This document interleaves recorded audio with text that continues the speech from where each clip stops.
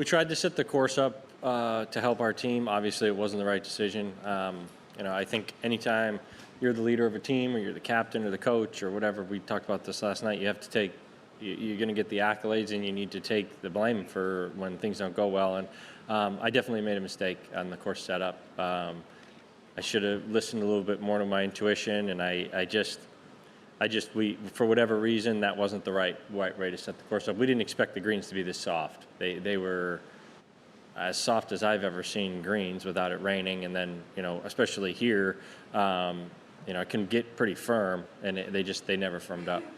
We sat, or I did, and looked at a lot of info, and we thought this was the best way to set the golf course up to win. You look at past Ryder Cups, and that's kind of how it goes. But sometimes, and you got to make a decision on what to do. And if I could go back, I probably would have changed that. But the Europeans played just incredible golf. Doesn't matter how you set the course up when you play that well and you perform at that high level. I mean, that's as high of a level as the Ryder Cup team has ever played on for those 2 days, I think. And when that happens, they just beat you sometimes. Keegan Bradley addressing the media following the loss by Team USA. I mean, there has been, there will be, and there will continue to be for some time, I suspect, a lot of questions about everything that's going on behind the scenes, including decisions that were made, which ultimately, as he admitted to, rest on the lap of the captain, because you are the captain, regardless of source, whether you followed your intuition or that of another. The sending out of Morikawa in English caused a lot of eyebrows the first time, and then sending him out the second time was shocking to basically everybody. And both times they were definitively beaten.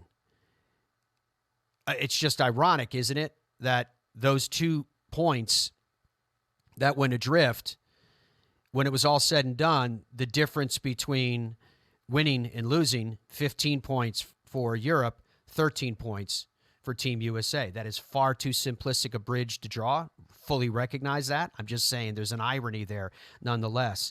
So Keegan was asked about, is there anything that he would change given the structure for future captains?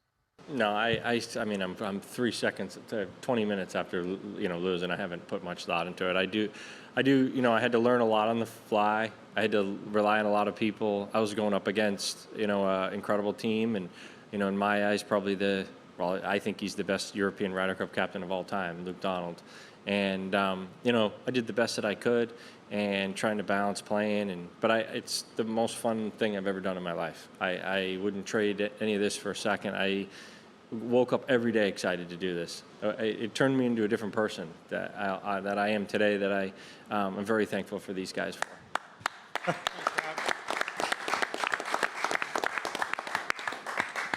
Well, first off, the PGA of America put me in an amazing position to succeed. They gave me every resource. They gave me every option. I had everything at my fingertips. This is no one's fault but mine. When you're the leader of the team and you're the coach, the captain, whatever you want to call it, and you lose, you have to take the blame. This is no one else's fault. This is no one else's PGA of America or whatever it is. Sometimes you go up in sports, you go up against an opponent that sometimes beats you, and they play better, and they play better than us. We gave it a great fight, that's for sure, but everybody put me in the best position to succeed. It was a unique approach. And, like I said, I had to learn on the fly, but I had also been on a lot of these teams, and I had the resources of all the vice captains, but all the previous captains as well that helped me. And I think what the goal was to give the captaincy a fresh face of a different way to go about things. And unfortunately, it didn't work out, but we have some momentum going forward. I think we can continue down this road, and I'll help out the best I can to help the next captain or the next whoever it is. All right, very complicated to react to what Keegan Bradley said there. Keegan's taking the weight of this upon his shoulders. And I understand that, and I respect that, as well as we welcome you back to our PXG Custom Studios. You've never played like this before. Log on to pxg.com and see why. But The record is 9-3 since 2002. And in those 12 captaincies, and Davis Love was there a couple of times, but in those 12 captaincies, you can't look at it and say every time that Team USA lost that it was the fault of the captain. I realize that that's the common default. That's the thing that everybody does. In Rome, it was the fault of Johnson, and this week it was the fault of, Bradley, etc. I get it. And there is, in fairness, reason to look at that and say, yeah, you know what? It's understandable why someone would say that. And in fairness, there were mistakes made by Keegan Bradley. I referenced one of them just a moment ago. That was a massive, massive mistake. One that seemingly everybody could see that train wreck happening in slow motion. But in terms of placing the blame on the doorstep of whoever that respective captain was, that's not enough. There's something more to it. Any more so than if you look at it from the other side, because it's always the same. When you lose, it's the coach's fault, and when you win, it's the player's fault. If you look at the European side, if I had the exact same question of you in direction and approach to say, who do you credit this victory to? Do you give 100% credit to Luke Donald? No one would say that. They'd all be like, no, of course not. But you're willing to give 100% blame to the captain? Nah, there's something out of whack there. And that could be part of the reason why it continues to happen on Team USA side, because instead of learning from one experience to the next, they have to learn all over again, anew, every single time. It's clear that there's mad talent on Team USA. I've never bought into the mentality of it means more to the other side. Don't buy that. I don't think that's the answer. Don, by the way, you never gave us the answer to your survey. Would you review for us what the question was in case people are just joining us and where we stand at the moment? Absolutely. Absolutely. Happy to. My question of the day was, does the United States need to overhaul its system entirely? Yes or no? 84% say definitely needs to be completely overhauled. And there's lots of comments coming in. Keegan got every decision he made as captain wrong. Changing to foursomes on Friday. These are just some various comments coming in. Changing to foursomes on Friday morning was a dumb decision. Statistically, the Europeans are always better. What are you doing? It wasn't Bryson. Day one, Bryson was a problem. The greens were too slow. It was a setup problem. The fans were a problem. Derek writes, throwing beers at Roy's wife was so far over the line. Can I just comment about that specifically? Because video has surfaced, just for clarity.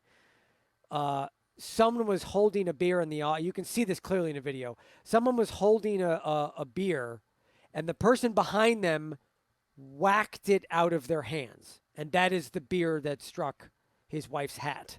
Now, I'm not saying – that's still not a problem. Yeah, I don't know if that makes it any is. better, but okay. Well, the intent of throwing a beer at someone's face is different than some drunk person hitting a cup out of someone's Yeah, but the hand. person swatted it in the things. direction that they swatted. I think they knew exactly what they were doing, but I'm just providing clarity that there was not a person who grabbed a beer and purposely threw it at someone's face. That's not what happened. So, just saying. So there's lots of comments coming in, Matt, but they're saying that the system needs a complete overhaul. And I, as part of the rundown, Matt, I sent you sort of a priority list of problems.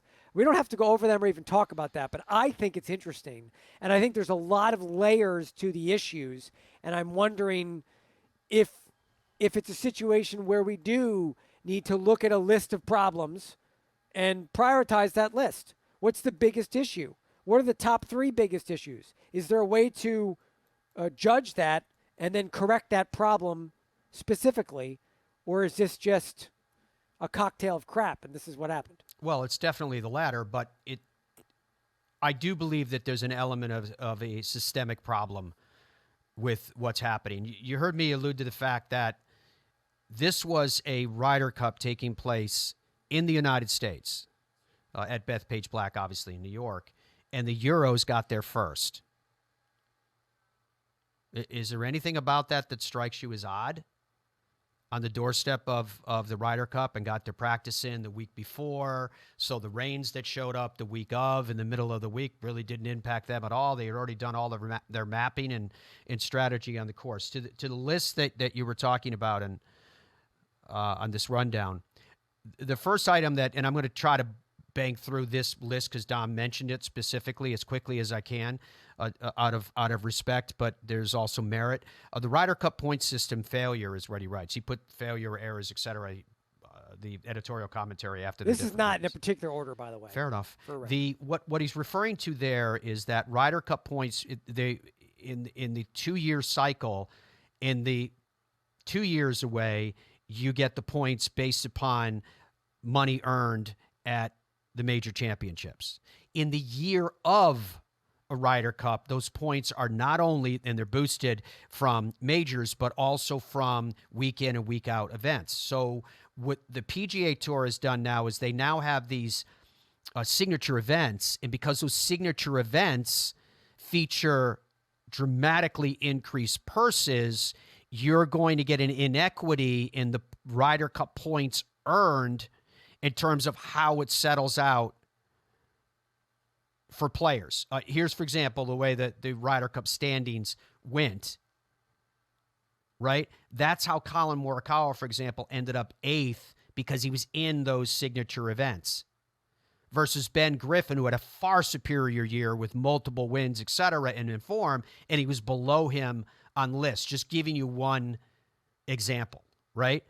I think no one's talking about it very much, but I think when you look back on the decisions made, I think that Keegan making a decision to not put himself on that team was a mistake and I'm not saying that in like rethinking some thoughts, because from the beginning I was in favor of Keegan being on that team. In the final standings, he was inside of the number, and while I think he would have been exhausted by the end of the week, I also think that he would have been in a position where when you're playing alongside of a playing captain, I think it would have changed the dynamic. I think it would have changed the entire feel. I don't know why so many of the pundits said no, he should play his role as captain only and let the playing go to others. In retrospect, was that the soundest of decisions? The putting, we've gone to the stats and talked at length about what happened with the putting and what it meant between the two teams. That over 8 strokes were gained on the greens by Europe just with the putter in hand, right? And if anything, that's the area where, because we saw the whole stat package, and Andrew, you can bring up that graphic again if you want to. We saw exactly what happened with the strokes gained, courtesy of Data Golf. And we know definitively where the difference was, because Team USA was on or slightly ahead in almost every other area. But putting was a difference. And then we heard with the shrug of the shoulders, well, sometimes you just get beat because the other team plays better. Part of that, I believe, is intestinal fortitude. Part of that is the preparation that you're going in with to ensure that you have the ability to perform at your highest level.